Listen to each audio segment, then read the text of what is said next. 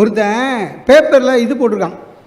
ஒரு ஆள் என்ன பண்ணியிருக்கான், 8 பெண்களை திருமணம் பண்ணிவிட்டு 9வது ஒன்று ட்ரை பண்ணியிருக்கான், போலீஸில் மாட்டிக்கினான். அதை போட்டிருக்கான். நம்ம பேப்பர்காரங்க குறும்பு ஜாஸ்தி. சார் 8 பெண்களை ஏமாற்றணுன்னா என்னென்னு போடுவீங்க சார்? களவாணின்னு போடணும், கேடின்னு போடணும், பொறுக்கின்னு போடணும். ஆனால் தமிழ் பேப்பர் அப்படி போட மாட்டான். காதல் மன்னன் கைது. எது 8 பொண்ணை ஏமாற்றினான். படிக்கும்போது நமக்கு கூச்சமாக இருக்கும், நம்ம வேஸ்ட்டு போல இருக்குது, நம்ம மன்னனில் இளவரசனாக கூட ஆக முடியாது போல இருக்குன்னு.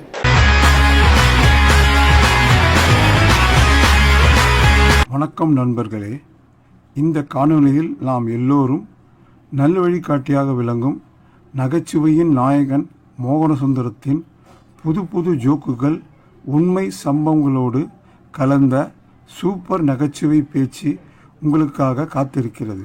வாழ்க்கையில் வெற்றி பெறணும் எல்லாருமே நினைக்கிறோம். வாழ்க்கையில் ஒரு ஆம்பிஷன் இருக்கணும் எல்லாரும் நினைக்கிறோம். ஆம்பிஷன்லாம் ரொம்ப பெரிய விஷயம் இல்லைங்க.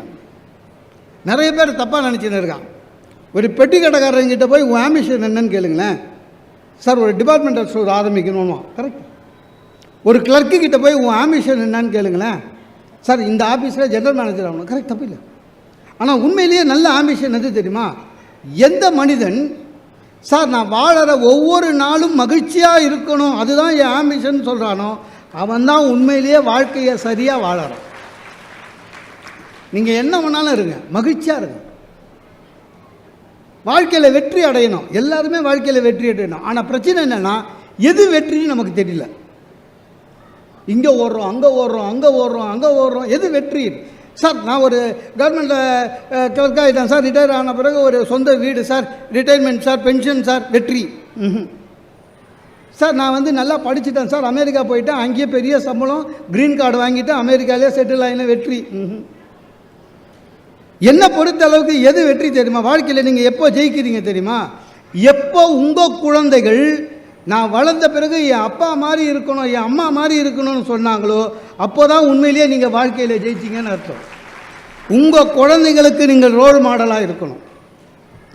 எங்கள் அம்மா என் சின்ன வயசில் நிறைய சொல்லியிருக்காங்க, நீ வளர்ந்தா தாத்தா மாதிரி வரணும்டா. நம்ம தாத்தா மாதிரி, அப்பா மாதிரி இல்லை, தாத்தா மாதிரி. எங்கள் தாத்தா மாதிரி வரணும் சொல்லுவாங்க எங்கள் அம்மா. எனக்கு தெரியும் எங்கள் தாத்தா மாதிரிலாம் வர முடியாது. அவர் ரொம்ப நல்லவர், நம்மளால் அது முடியாது. அவர் யார் எது சொன்னாலும் நம்புவார். எங்கள் தாத்தாவுக்கு 18 குழந்தை.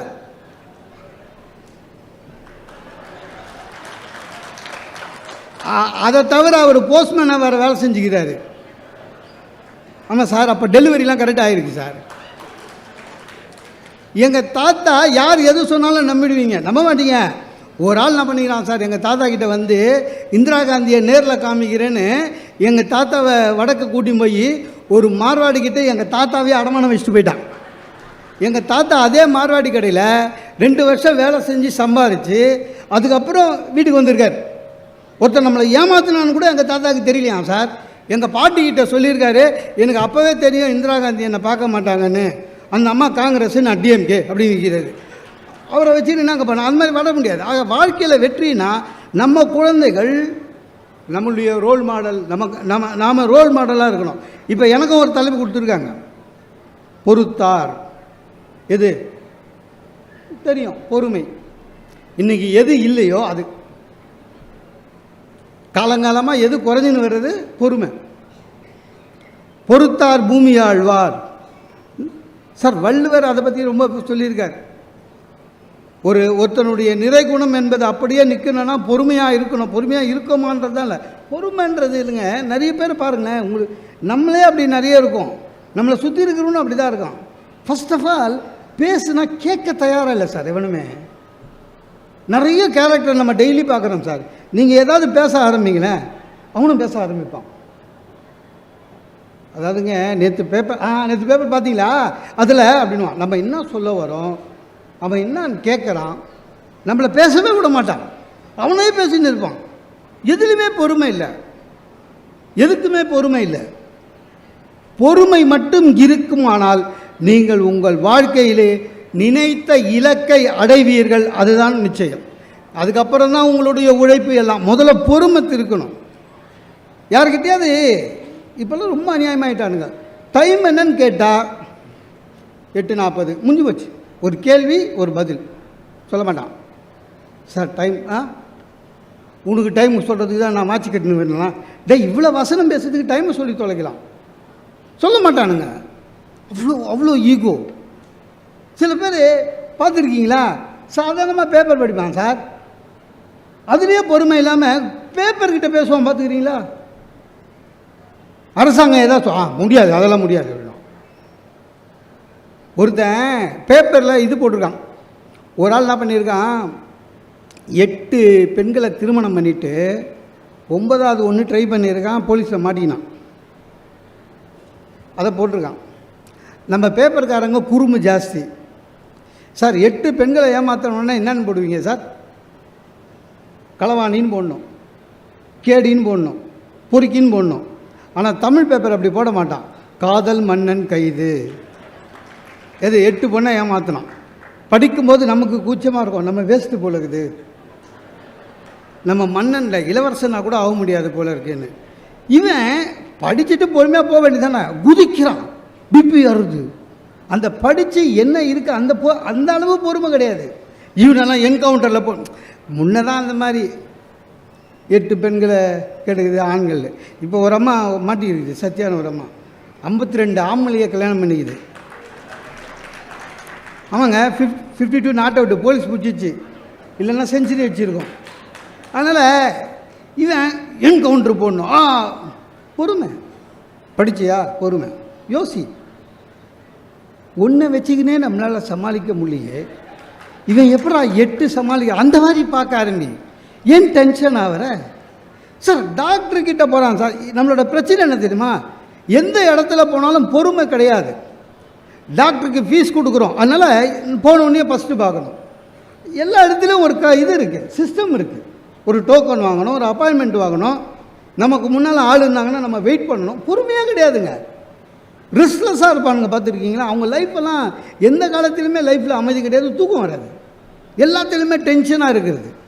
ஒருத்தர் பார்த்துட்டு படித்தவன் பார்த்துட்டு வந்து சொல்கிறான், டாக்டர் வேஸ்ட்டு, 500 ரூபா பிடுங்கிட்டான்றான்.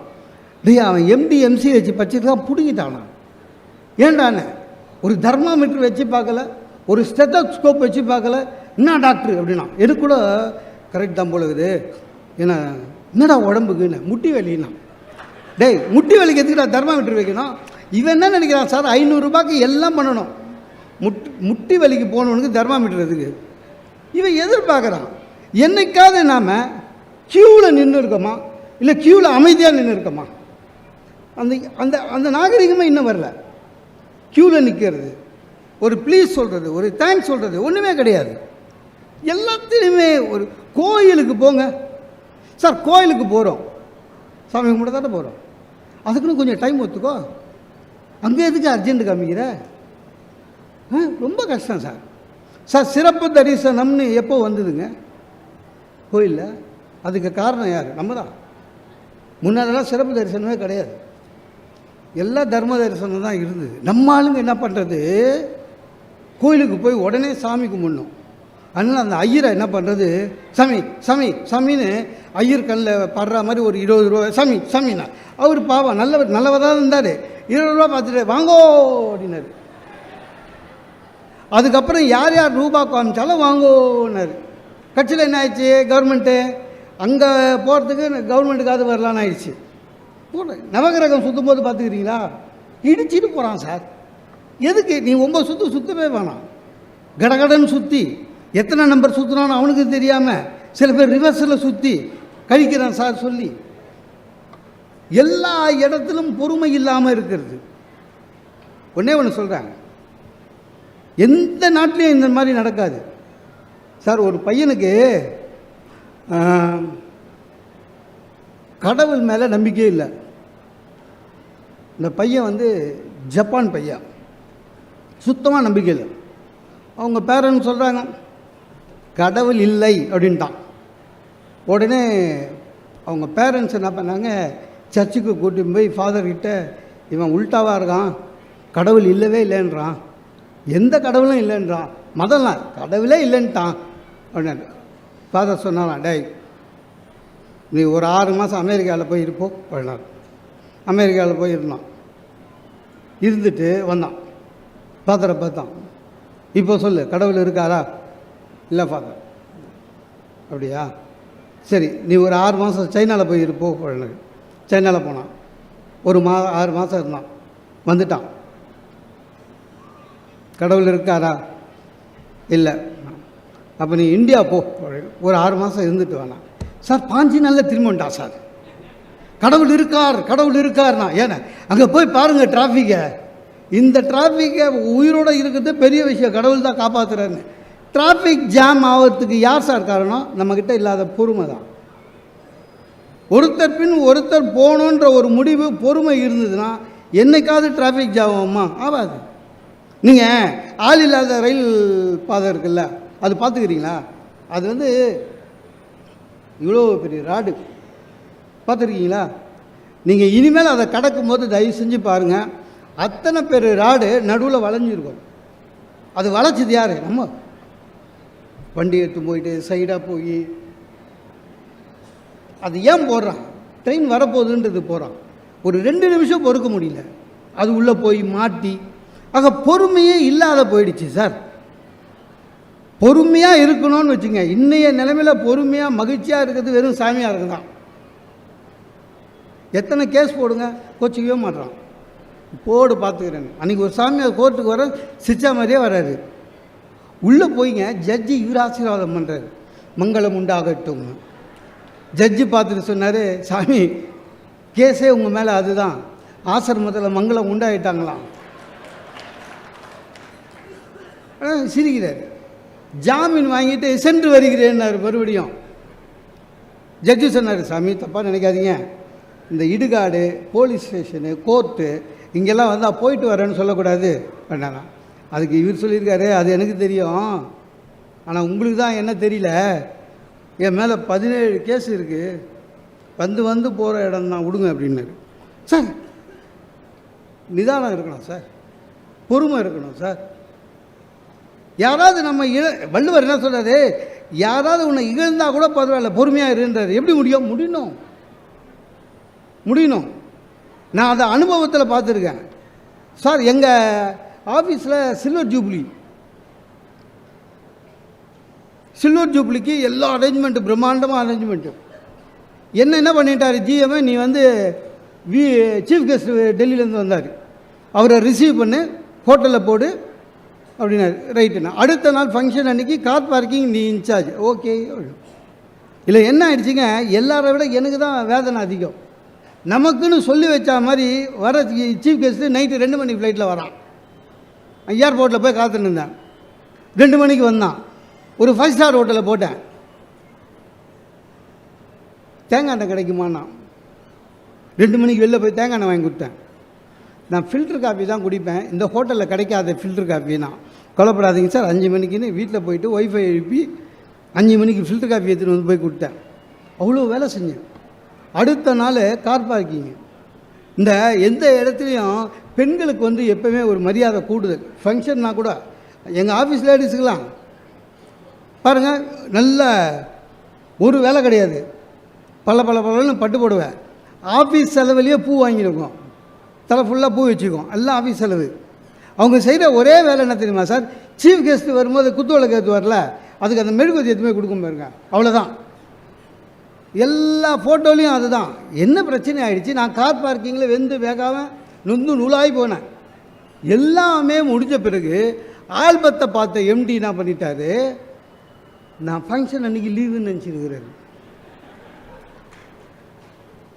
கூப்பிட்டு திட்டினாருங்க எல்லாரும். இது வரைக்கும் ஃபங்க்ஷன் அன்றைக்கி நீங்கள் லீவ் போடுறது எப்படி சார் நியாயம், நாங்கள்லாம் லூஸாக ஊடுறாரு. அவருக்கு தெரியல, அவமானமாக போச்சு. ஆனால் அந்த நேரத்தில் நம்ம எதுவும் பண்ண முடியாது.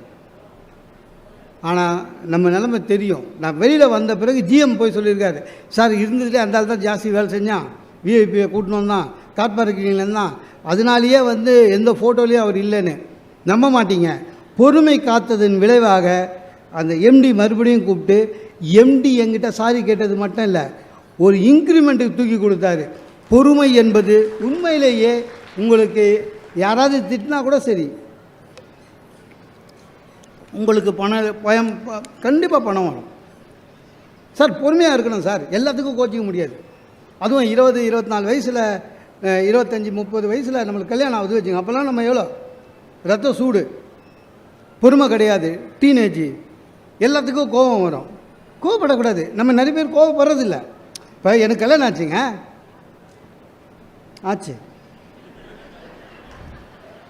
ஆச்சா தாலி கட்டினேன். தாலி கட்டிட்டு அப்படி திரும்புகிறேன். எங்கள் மாமனார் அவர் ஃப்ரெண்டுக்கிட்ட சொல்கிறாரு, அப்பா ஒரு பாரத்தை இறக்கிட்டேன்னாரு. எனக்கு சுருன்னு கோபம் வந்தது. அப்போது 25 வருஷமாக இருந்தால் பொண்ணு வளர்க்கலை.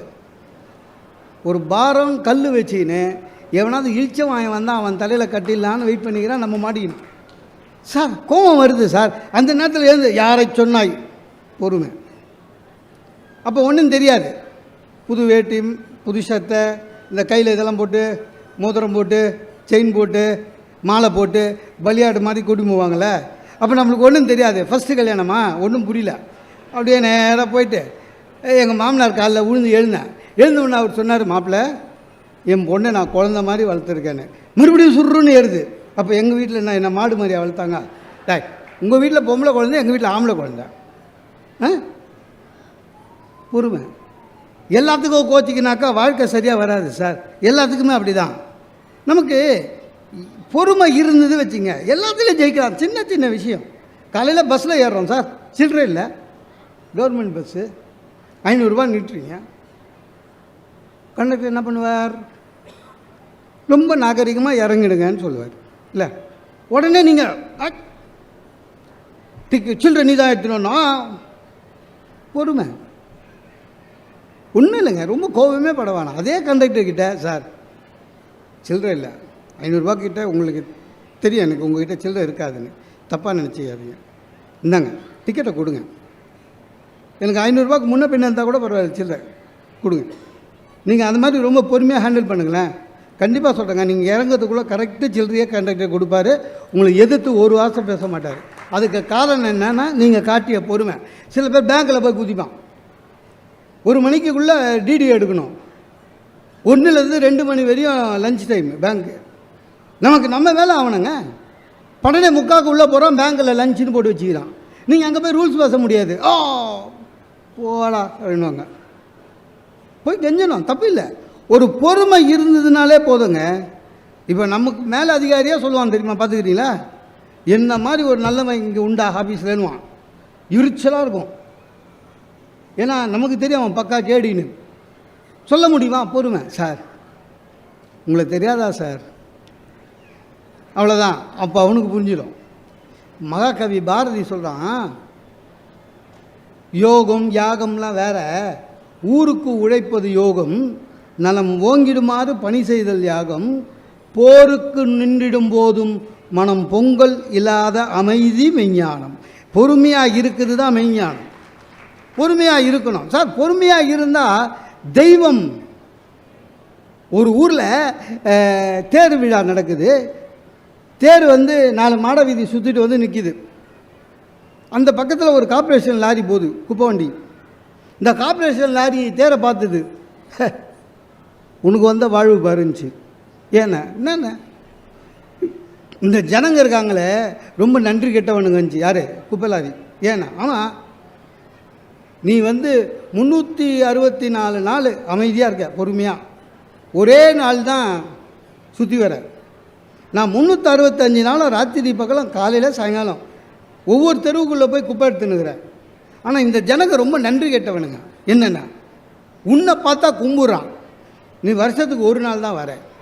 என்ன பார்த்தா மூக்க முடிகிறான். நன்றி கேட்டவங்க இது. சரி சொல்லிட்டான், அப்படி இல்லை, ஜனங்களை தப்பு சொல்லாத.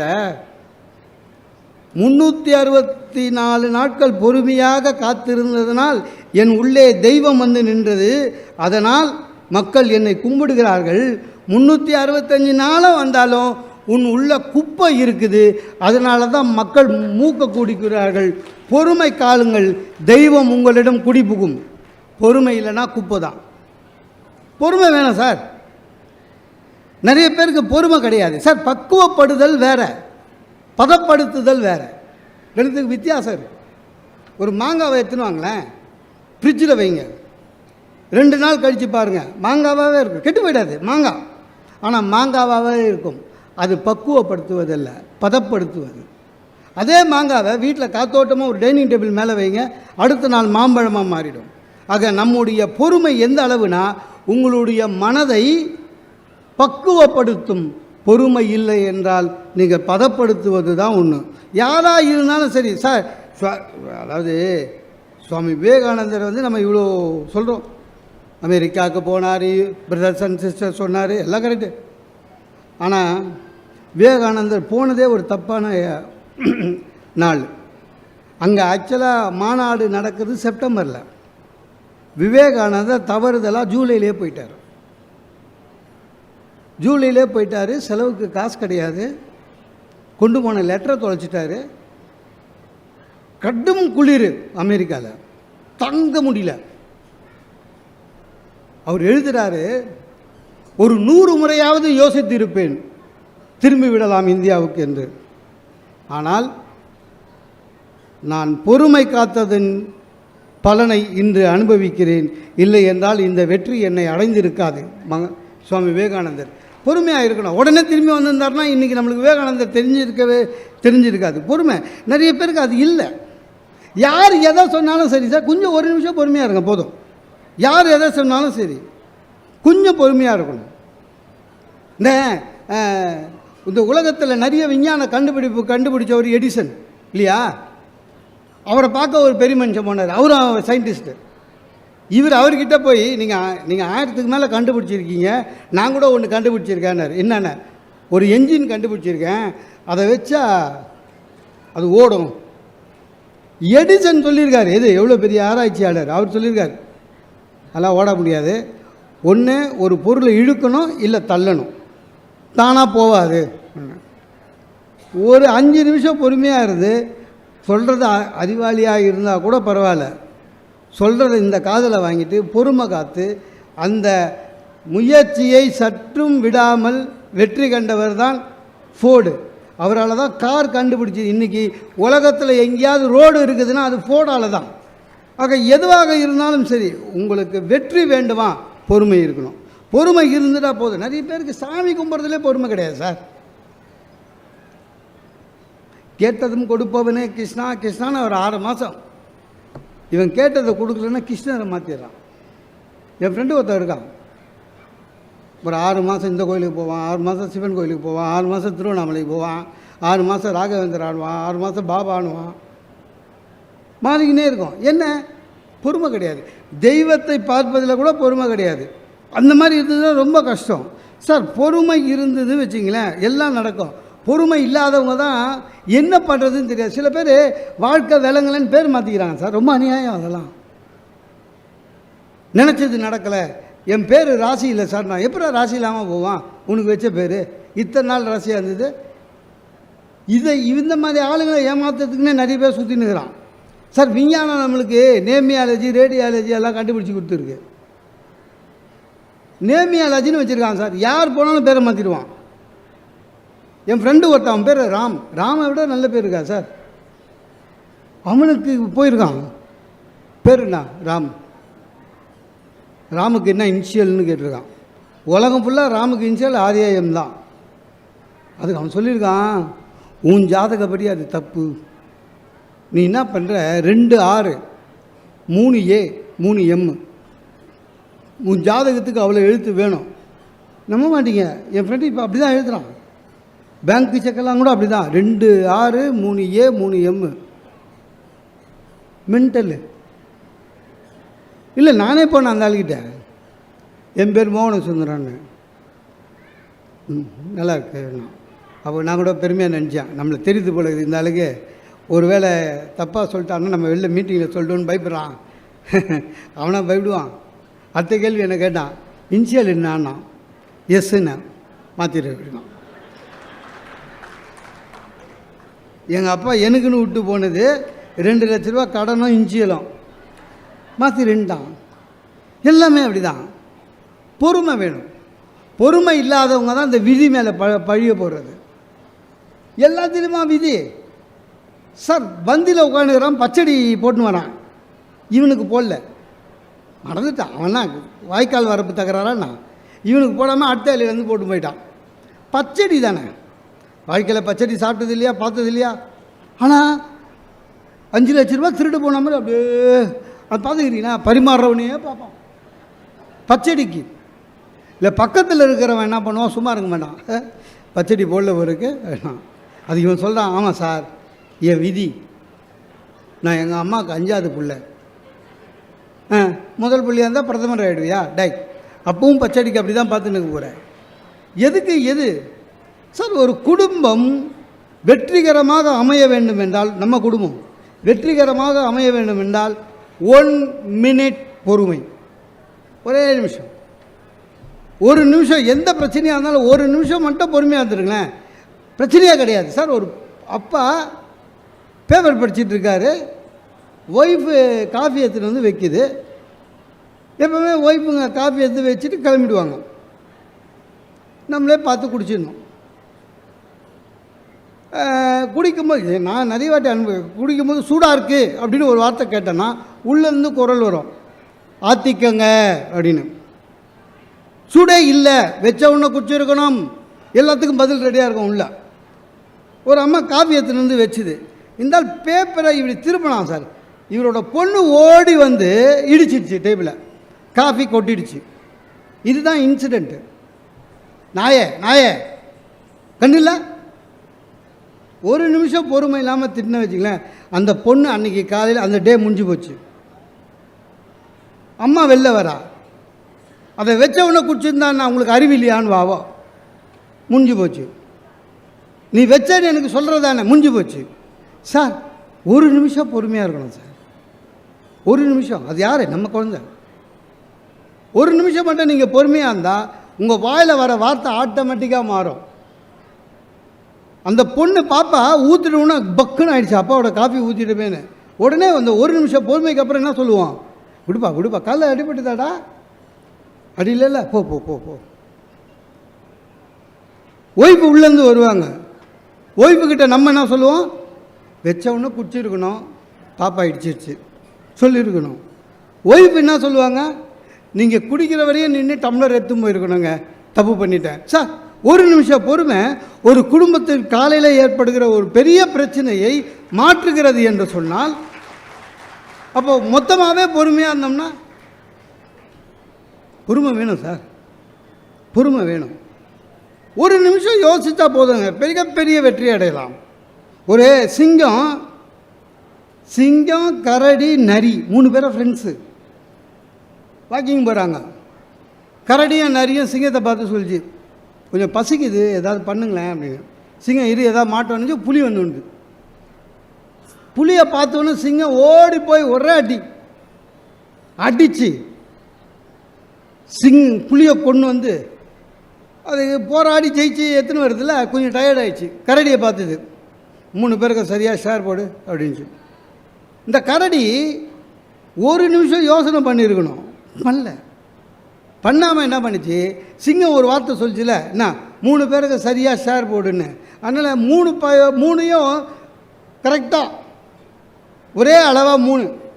சிங்கம் அப்படி திரும்பி பார்த்துது, பார்த்த உடனே டென்ஷன் ஆகிடுச்சு சிங்கம். ராஸ்கல், ஒரு பேச்சுக்கு சொன்னோம் 3 பேருக்கு சரியாக, நம்ம எவ்வளோ பெரிய ஆள், போய் அடிச்சுன்னு வந்தது நம்ம தான், சும்மா புதர்கிட்ட நின்று வேடிக்கை பார்த்துட்டு ஷேர் மட்டும் சரியாக, அதுவும் நரிக்கும் ஒரே அதே ஷேர். சிங்கம் கோபம் வந்து டென்ஷன் ஆகி பொறுமையை இழந்து கரடியை ஒரே அடி வச்சது, செத்துப்போச்சு கரடி. இப்போ சிங்கம் சொல்லிச்சு நரிக்கிட்ட, புலி கரடி நம்ம 2 பேருக்கு ஒரே மாதிரி ஷேர் போடு அப்படின்ச்சு. நரி 1 நிமிஷம் யோசிச்சது, ஓகே அப்படின்ட்டு மொத்தமாக ஒரு 90% எடுத்து அப்படி வச்சுது, ஒரு 10% எடுத்து இப்படி வச்சுது. ராஜா, இந்த 90% உங்களுக்கு, 10 எனக்கு. சிங்கத்துக்கு பயங்கர குஷி, இப்படி இவ்வளோ கரெக்டாக ஷேர் பண்ண, சரி சமமா தெரியுது சிங்கத்துக்கு. அப்போது நரி சொல்லிச்சான், எப்படி கற்றுக்கினேன் இதான்னு. கொஞ்ச நேரத்துக்கு முன்னால் கரடிகிட்ட கற்றுக்கினேன் ராஜா. டாய், உனக்கு தெரியாதா எனக்கு? அப்படி தாங்க சார், எல்லாத்துக்கும் பொறுமை வேணும் சார். நம்ம வீட்டில் ஒவ்வொரு வீட்லேயும் அம்மா ஒய்ஃபு வச்சுருக்கிற குடும்பங்களில் அம்மாவும் நம்ம வீட்டில் இருக்காங்க வச்சுங்க, ஒவ்வொரு வீட்லேயும் நடக்கிற விஷயம் அது என்ன, சண்டை வரும். சண்டையில் ஒய்ஃபு கண்டிப்பாக கேட்பாங்க, என்ன உங்களுக்கு நான் முக்கியமாக உங்கள் அம்மா முக்கியமானு கேட்பாங்கல்ல. ஒரு நிமிஷம் கூட யோசிக்காமல் பதில் சொல்லுவான் சில முட்டாள், எங்கள் அம்மா தானுவான். அவனுக்கும் சோறு இல்லை, அவங்க அம்மாவுக்கும் சோறு இல்லை. ஒரு நிமிஷம் பொறுமையாக யோசி, விடுடா இன்னும் கொஞ்ச நாள் போ அப்படின்னு சொல்லி விட்டுடணும். அந்த இன்னும் கொஞ்ச நாள் யாருக்குன்னு சொல்லக்கூடாது. அதுதான் புத்தாலித்தனம். அதுக்கு நமக்கு தேவை ஒரு நிமிஷம். சார் குழந்தைங்க கேள்வி கேட்டால் கூட பதில் சொல்ல மாட்டான் சார். நம்ம குழந்தைங்க கேள்வி சார், குழந்தைகள் கேள்வி கேட்டால் பதில் சொல்லணும் சார். குழந்தைங்க கேள்வி கேட்டால் கூட பதில் சொல்ல மாட்டான். ஏன்? பொறுமை கிடையாது. தீபாவளிக்கு பட்டாசு வாங்குறாரு அப்பா, எப்பவுமே தெரியல, தீபாவளிக்கு பட்டாசு வாங்கி வெடிக்காதேன்னு வாங்கும். அப்புறம் தீபாவளிக்கு வாங்கினதே கொஞ்சம் முறைக்க நம்ம எதிர்க்கே கொஞ்சம் பேக்கெட் எடுத்து பண்ணையில் வைப்பாங்க. பையன் கேட்பான் எதுக்கு, ஏன்னா அது கார்த்திகை தீபத்துக்கு வச்சுருக்காங்க. அப்புறம் இன்னொரு பண்டிகைக்கு பையன் டென்ஷன் ஆகிட்டான், வந்ததே கொஞ்சம் அதில் பாதி மேலே போயிடுச்சுன்னு. பையனுக்கு டெய்லி அந்த பட்டாசை பார்த்து என்றைக்கு ஃபங்க்ஷன் வரும், என்றைக்கு பண்டிகை வரும்னு. ஏன்னா குழந்தைங்களுக்கு நம்ம எது பண்டிகை எது பூஜைன்னு சொல்லித்தரல. பையன் வீட்டில் விசேஷம்னா எல்லாமே பண்டிகைன்னு நினச்சினுக்கிறான். சரியா? அன்றைக்கி மாலை அமாவாசை, வீடு பெருக்கி கிறுக்கி சுத்தம் பண்ணுறாங்க, பூஜை நடக்குது. பையன் நினச்சிங்கன்னா இன்றைக்கி பண்டிகை போல இருக்குதுன்னு அவங்க அப்பா கிட்டே கேட்குறான், அப்பா இன்றைக்கி பண்டிகை எது, மாலை அமாவாசை, பட்டாசத்து கூட வெடிக்கணும்னா. அந்த ஒரு நிமிஷம் பொறுமையாக அவனுக்கு சொல்லி கொடுத்துருக்கலாம். இன்றைக்கி பண்டிகையில் படாது, நீ தானே சொன்ன பண்டிகை இன்றைக்கி பட்டாது, அப்போ எப்போ தான் வெடிக்கிறது அப்படின்னா, இந்த டென்ஷனில் என்ன பண்ணா, நான் செத்தா வெடி அப்படின்ட்டான். பையன் சொன்னால் அதுக்குள்ளே நம் திருமேனா, அவன் கவலை அதுதான், அதுக்குள்ளே நம் திருமேனா. சார் இப்போ கூட நிறைய பேர் டெத்து போகும்போது பட்டாசு வெடிக்கிறாங்கல்ல, அதெல்லாம் அவங்கவுங்க அப்பா சொன்னதுனால ஒன்றும் பண்ண முடியாது. ஒரு பொறுமை இருக்கணும். ஒன்றும் இல்லைங்க, நீங்கள் எந்த காப்பியத்திலேயே ஒன்றாலும் பாருங்கள், பொறுமை இழக்கிற போது அந்த கதாபாத்திரம் மேலேருந்து கீழே வந்துடும். மகாபாரதத்திலே தருமனை போல ஒரு பொறுமைசாலி யாருமே இல்லை. நச்சு பொய்கையிலே தன் தம்பிகள் எல்லாம் விழுந்து செத்து கிடக்கிற மாதிரி இருக்குது. ஆனால் அந்த அசிரடி கேட்ட கேள்விகளுக்கெல்லாம் பொறுமையாக பதில் சொல்லி உத்தமனாக நான் தருமன். பாதி ராஜ்யத்தை எடுத்துகிட்டு துரியோதனன் திருப்பி தரமாட்டேன்னா டென்ஷன் ஆகலை, தம்பிகளை அடக்கி தர்மத்தை காத்தான். பொறுமை. இது பொறுப்பதில்லை தம்பி, எரிதல் கொண்டு வா, கதிரை வைத்து இழந்தான் அண்ணன் கையை எரித்திடுவோம் பீமன் சொன்னான், அப்பவும் பொறுமை. சூதாடினான், மனைவி வச்சு இருந்தான், அடிமையானான், 12 வருஷம் காட்டில் இருந்தான், அஞ்ஞான வாசம் இருந்தான், பொறுமை. கிருஷ்ணனை அனுப்பி ஏதாவது ஒன்று கிடைக்கதான் பரவாயில்ல, 5 நிலம் 5 வீடு, ஓகே பொறுமை. ஆனால் சார் பொறுமையை இழந்துட்டீங்க வச்சிங்களேன், நம்மளை உண்மையான கோர முகம் வெளில வந்துடும். நிறைய பேருக்கு அது தெரியாது. நம்ம நல்லவன் மாதிரி எல்லா இடத்துலையும் வேஷம் போடலாம் சார், எல்லா இடத்துலையும் வேஷம் போடலாம். ஆனால் நீங்கள் பொறுமையை இழந்துட்டீங்கன்னா உங்களுடைய நிஜ முகம் வெளியில் வந்துடும். தருமனுக்கு வந்தது என்ன, தருமனுக்கும் கர்ணனுக்கும் சண்டை வருது சார். கர்ணன் தருமனை அடித்து துவைச்சி கொன்னுலான்னு யோசிக்கிறான். ஆனால் தாய்கிட்ட கொடுத்த வர ஞாபகம் வருது, என்ன, அர்ஜுனனை தவிர மீதி பேரை கொல்ல மாட்டேன்னு. அதனால கர்ணன் என்ன பண்ணுவான், தருமனை ஓடிப்போ அப்படின்ட்டுவான். அந்த அவன் ஓடிப்போன்னு சொன்னாங்களே, ரொம்ப அவமானப்பட்டுவான் தருமன், ரொம்ப அவமானப்பட்டுவான். ரொம்ப அவமானப்பட்டதுனால வந்து அர்ஜுனன்கிட்ட சொல்லுவான், நீ என்ன பண்ணுவியா எனக்கு தெரியாது, நாளைக்கு கர்ணனை கொல்லணும், நாளைக்கு கர்ணனை கொல்லணும். அப்போவே பொறுமை இழந்து தருமனுடைய நிஜ முகம் வெளியில் தெரிய ஆரம்பிக்குது. நாளைக்கே கர்ணனை கொல்லணும். அடுத்த நாள் போர் நடக்குது, கர்ணனை கொல்ல முடியல. அர்ஜுனன் திரும்பி வரான். பாசறைக்குள்ளே வந்த உடனே முதல் கேள்வி தர்மம் ஓடி வந்து, கர்ணன் செத்துட்டானா அப்படின்வான். அது நான் இல்லையே அண்ணா. சார் அந்த இடத்துல பொறுமை இழந்ததுனால் தர்மனுடைய நிஜ முகம், அதுவரை நல்லவராக நினச்சிருந்தான்ல, நிஜ முகம், நீ எல்லாம் ஒரு தம்பியா, உன் கையில் இருக்குதுன்னா காண்டிவமா, இன்னும் ஒரு வில்லு, பயங்கர சண்டை. அப்போது தர்மன் என்பவன் பொறுமைசாலி, தர்மன் என்பவன் தர்மத்தை பார்த்த எல்லாம் உடஞ்சிது. ஏன்? ஒரு நிமிஷம் அவன் பொறுமையை பண்ணி முடிஞ்சுட்டான். சார் பொறுமை இல்லாமல் எல்லா இடத்துலையும் குலைக்கிறதுக்கு நம்ம என்ன நாயா சார்? நாய் பார்த்துக்கிறீங்களா? நம்ம வீட்டு நாய் தான். நைட்டு கம்முன்னு இருக்கும், ஏதாவது பூனை கிராஸ் பண்ணோம், போ அப்படின்னும். நைட்டு எல்லோரும் தூங்குறாங்க, குலைக்கக்கூடாது, அதுக்கு அது ஏதோ ஒரு உருவம் குலைக்கணும். நீங்கள் எது நடந்தாலும் சரி, வாழ்க்கையில் ஒரு நிமிடம் பொறுமையாக இருங்கள், உங்கள் வாழ்க்கை மாறும். பொறுமை இல்லை. ராமகிருஷ்ணர் அற்புதமான ஒரு கதை சொல்லுவார். என்னென்னா, ஒருத்தன் போய் கிணறு தோண்டினான், ஒரு 30 அடி தோண்டினான், அடச்சே அப்படின்னு போயிட்டான். திருப்பியும் போனான், அடுத்த நாள் வந்தான், ஒரு 31 அடி தோண்டினான், அடச்சே அப்படின்னு போயிட்டான். 3ஆவது நாள் வந்தான், 32 அடி தோண்டினான், தண்ணி வரல, செக் போ அப்படின்ட்டான். அப்போ அந்த பக்கமாக ஒரு துறவி வந்தார். என்ன பிரச்சனைன்னாரு. தண்ணி வரல. டாய் லூஸு, முதல் நாள் எவ்வளோ தோண்டினேன்? 31. 2ஆவது நாள் 32. 3ஆவது நாள் 33. ஒன்று செய், இந்த 33 மறுபடியும் இன்னொரு புதிய கிணறு தோண்டாத, 33 தோண்டுனா. சார் நம்ப மாட்டீங்க, 34ஆவது அடியில் தண்ணி வந்துடுச்சு. உன் பொறுமை இல்லை, 3 கிணறு தோண்டி இருக்க. பொறுமை ஒரு நிமிடம் இருந்தால் போதும். ஒன்றும் இல்லைங்க, பொறுமை இருந்தால் என்ன தெரியுமா, உங்கள் உடல் நலம் காக்கப்படும். பிபி வராது, டென்ஷன் ஆகாது.